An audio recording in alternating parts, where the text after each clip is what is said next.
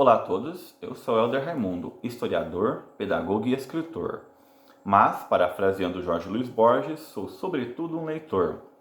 Eu fiz 3 vídeos de cerca de 10 minutos, porque eu estou com o fito de apresentar meu livro Desequilíbrio, a decomposição na ausência de sentido e a obrigação de existir, pela editora Apris, de Curitiba, e que foi publicado em 2022. Nos 3 primeiros vídeos que eu fiz, falei sobre o livro e as minhas influências para escrevê-lo, e fiz 2 vídeos comentando a introdução, de quem que eu tirei as ideias, como que eu fiz essa escrita. Agora, nesse 4º vídeo, quero ler com vocês o capítulo 1 do livro, Confusões entre Espírito e Matéria, Quem eu era, quem eu sou. Eu acho que não vai dar tempo de ler um capítulo inteiro em um vídeo de 10 minutos. Todavia, começarei. Eu espero que vocês possam acompanhar. Eu deixarei esse vídeo lá na playlist do canal Professor Helder Raimundo, e aí você encontrará os vídeos tudo em ordem. O meu canal ele é super organizado, então se você quer saber sobre o que eu estou falando, caiu aleatoriamente nesse vídeo, volte lá na playlist Desequilíbrio e siga ali, caso seja interessante para você, porque está tudo organizado. Às vezes você pega um vídeo que está no meio ali, continuando um assunto, aí fica um tanto quanto sem sentido. Então volte lá na playlist, veja se te interessa, tente ouvir. Se não interessar, é só passar direto. Se interessar, siga o canal, acesse o livro na Amazon, leia a amostra grátis, enfim, faça como melhor lhe aprouver. Então vamos lá, capítulo 1, Desequilíbrio. Começa assim: acordei em um hospital. Parecia com um hospital ao menos. Não que eu pudesse ter visto algo de fato, mas percebia movimentos de seres que iam de um lado a outro, com a coordenação rápida e precisa daqueles homens e mulheres que trabalham em hospitais. Eu não podia abrir os olhos, eu não podia mover as mãos, não podia mover os pés e nem sentir qualquer parte do meu ser. Eu via o mundo pelas sensações que não sei definir. Não sei se ouvi algum som, e quem é capaz de saber se de fato está escutando algo? Como identificar se é uma sensação auditiva provocada pelo mundo ou se são apenas alucinações? No quase transe de quem acaba de acordar, sem a doce acomodação de um tempo ou de um espaço para se localizar, qualquer coisa que acontece tende a permanecer incompreensível e torturante ao mesmo tempo. O movimento externo estava ritmado, pessoas indo e vindo e eu jogado em cima de uma cama. Não estava deitado, não estava de pé, ou em qualquer outra posição. Eu estava sem estar no meu corpo. Ele se misturava com as coisas daquela sala, até que de um sobressalto inexplicável, uma parte minha não material, não vinculada às leis de qualquer ciência conhecida, afastou-se para observar e pude olhar um pouco mais. Eu estava pairado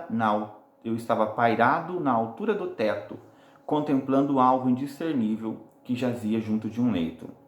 As mãos não tinham fronteiras ou formas, e ninguém podia dizer se aquela parte visível pertencia ao corpo de um humano ou se era parte da cama. Aproximei-me para ver melhor, e quanto mais me aproximava, mais percebia que esse corpo indiscernível estava unido ao ambiente, aos móveis, em plena união de átomos. Deixaram-me na cama. Até parecia que eu não era ninguém e me diluía aos poucos, enquanto a vida de todos os outros seguia normalmente. O que ficará de mim após essa diluição? Qual parte minha irá resistir a essa ação tão absurda de uma velhice de 100 anos que parecia chegar em poucos segundos? Lembrava eu de como nem pensava na morte. Lembrava eu de como não pensava na velhice, e agora a vida se esvaía rapidamente, sem nem mesmo ser possível perceber o que estava acontecendo comigo. Vi que aquele homem que eu tinha sido, William Borges, já não era mais nada além de uma matéria em transformação e que rumava em direção à não mais existência do ser. Era o fim.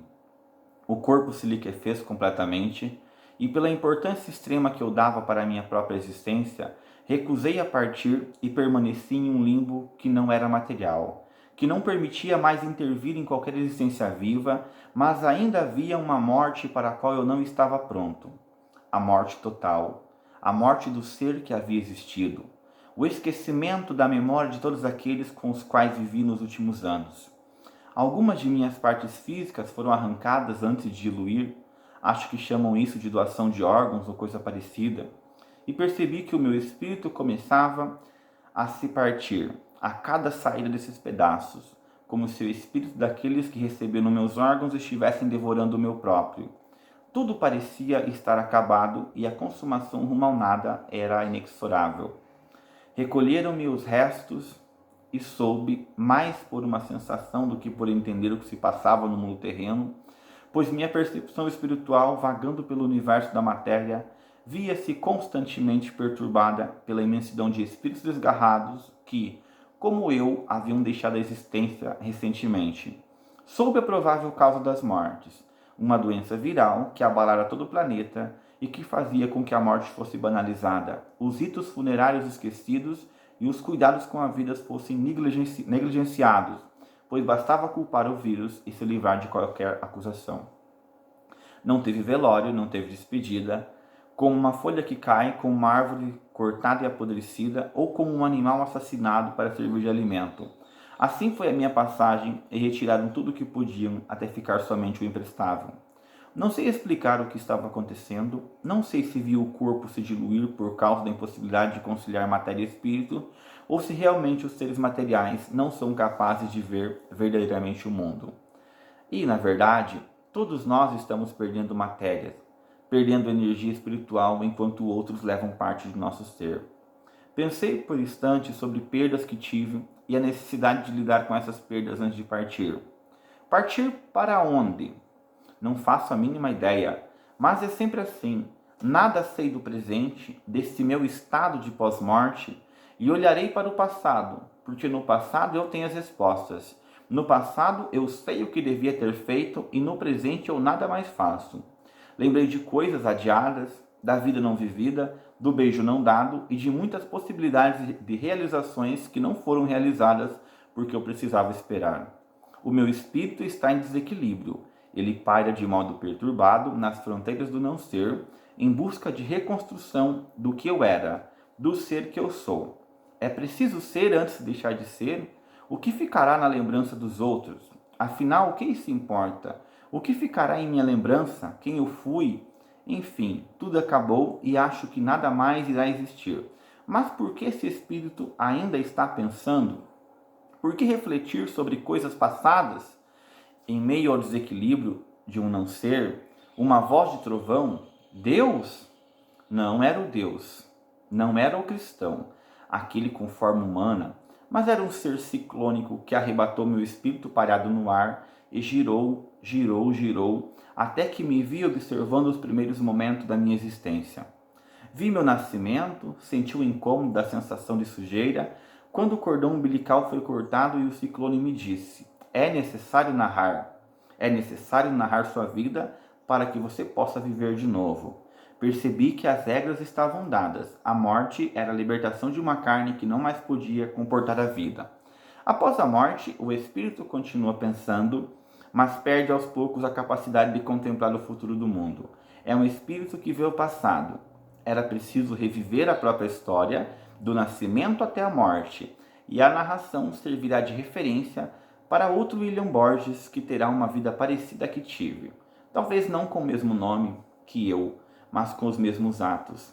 Ao narrar, eu serei as moiras que tecerão o destino do próximo ser que já está no mundo. Pararei aqui, então, metade do meu primeiro capítulo sobre o desequilíbrio, e no próximo vídeo lerei o restante do capítulo.